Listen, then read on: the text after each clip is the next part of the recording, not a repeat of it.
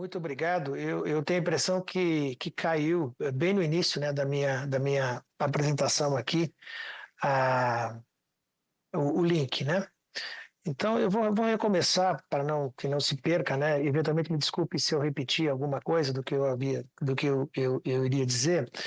Em primeiro lugar, ressaltando da motivação da emenda constitucional 132, no sentido da implantação de um IVA padrão, modelo mundial, né?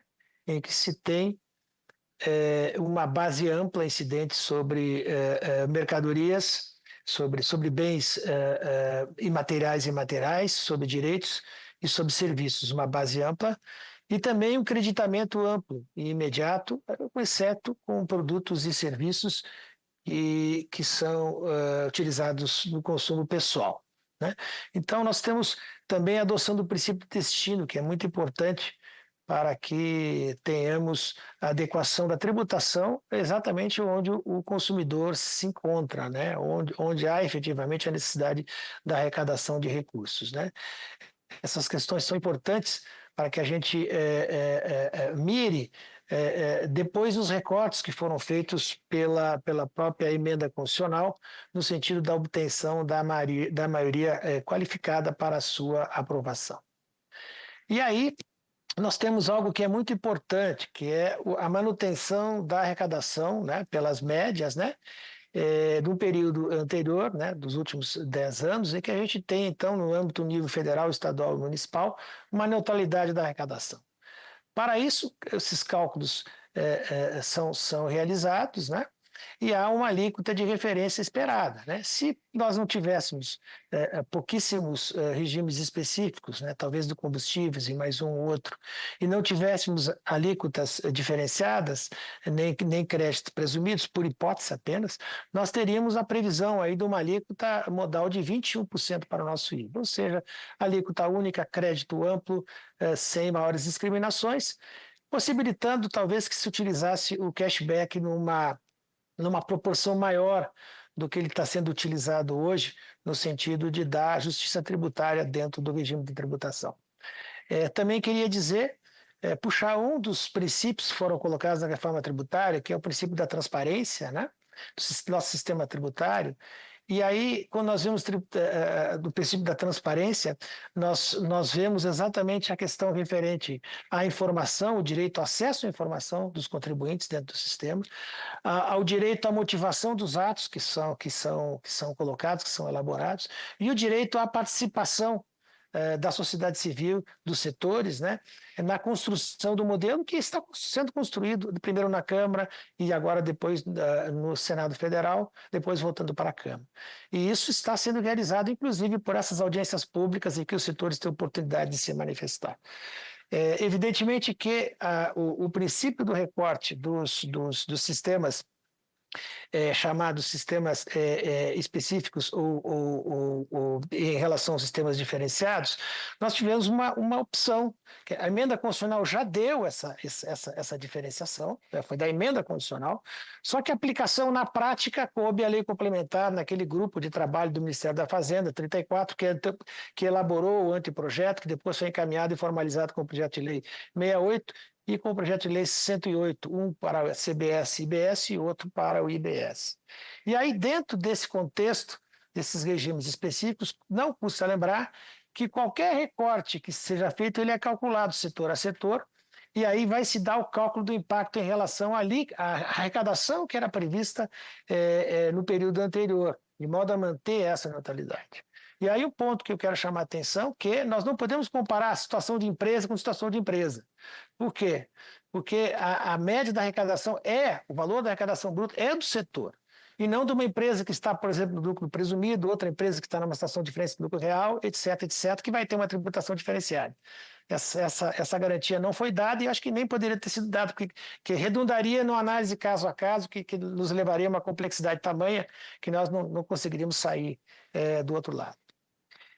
Com respeito aos regimes específicos que são tratados aqui, Eu gostaria também de ressaltar, evidentemente que alguns ajustes técnicos, inclusive estão sendo trabalhados agora, né, com os consultores do Senado, depois com o próprio senador, no sentido da adequação, se eventualmente houver necessidade de adequação de um termo ou de outro, nós vamos tratar para deixar o texto mais claro possível, que é a intenção de todos.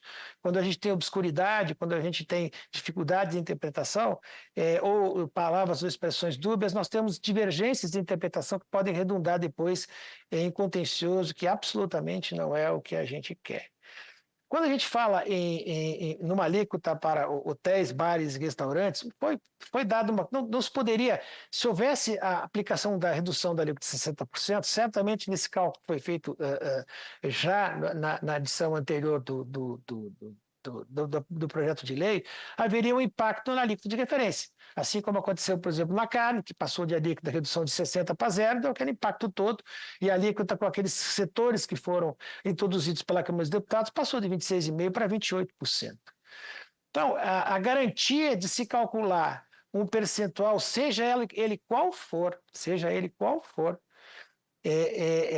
porque ele vai garantir a neutralidade da tributação entre a fase ex ante e a fase final, significa que o setor não vai estar sendo onerado, também não vai estar sendo beneficiado. Porque se ele tivesse um comparativo entre a alíquota, por exemplo, como se falou aqui em hotéis, na relação com um percentual de 10, 11%, por exemplo, 10,2%, 11%, certamente o cálculo do impacto em relação a que se tributa hoje levaria a uma renúncia, e na verdade a renúncia não é renúncia, mas aumento da alíquota modal, né? Isso é importante. Com respeito à SAF, eu diria que a SAF hoje é legislação federal, ela embute substituição da contribuição social sobre o lucro, do imposto de renda e da contribuição patronal e do PIS e COFINS. Aí, quando se estabelece que ela vai para o IBS, né, nós não nos esqueçamos que a questão, por exemplo, do imposto de serviço não está na SAF. E ela é colocada aqui na questão do percentual de 1,5% para a CBS e 3% para a IBS. Foi um modelo que foi construído para a SAF, preservou a SAF, tá? Mas efetivamente há um valor aqui do percentual que foi julgado, foi calculado e considerado adequado, né? Na reciclagem, nós temos aqui a questão referente ao crédito presumido, que também foi obedecido para o setor, né? Foi dado para o setor, de 13% a 7%, 13% para o IBS e 7% para a CBS, no que diz respeito às operações de empresas na aquisição de produtos de pessoas físicas e cooperativas.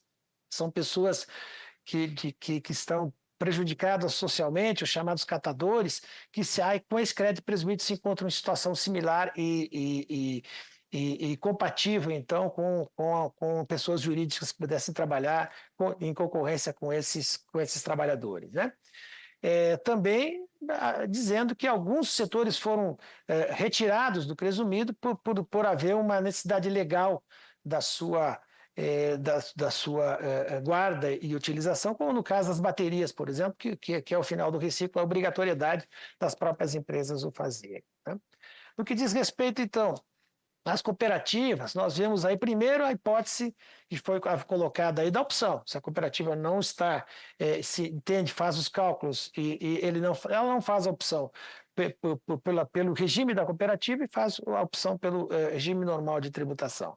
A outra que diz que a alíquota zero para operações com associados e a transferência, então, nesses bens e serviços utilizados dentro da cooperativa, da transferência, então, da utilização de créditos normais e créditos presumidos dentro da cadeia, no sentido de dar um adequado tratamento ao ato cooperativo no que diz respeito, obedecendo ao artigo 146 da Constituição.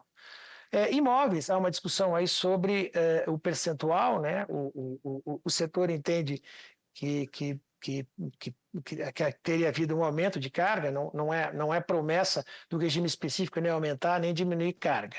Mas, lembrando que foi realizado um tratamento todo específico do setor de imóveis, tá? No sentido de dar uma base de cálculo diferenciada, né? colocando ali o fator de ajuste, né, com o valor referencial dos imóveis, e também colocando um percentual diferenciado de redução de 60% e 40%, dependendo do tipo de transação, se é com aluguel ou é com alienação de imóveis, por exemplo, e também fazendo o ajuste social, 15 que é de 100 mil segundos. e R$ 400 para aluguel e 100 mil para a alienação, né? De modo que, evidentemente, que aprimoramentos podem ser realizados, mas sempre lembrando que aquilo que nós vamos, já estou me encaminhando para o final, aquilo que nós realizarmos em termos de cálculo, e esse cálculo vai ser auditado, esse cálculo vai ser transparente, esse cálculo depois vai ser passado, auditado pelo TCU e passado para o Senado, que vai fazer a definição final, né, vai impactar na alíquota de referência. Seriam essas as minhas considerações iniciais. Agradeço a atenção, estou à disposição aí se eventualmente houver alguma questão a ser esclarecida posteriormente. Obrigado.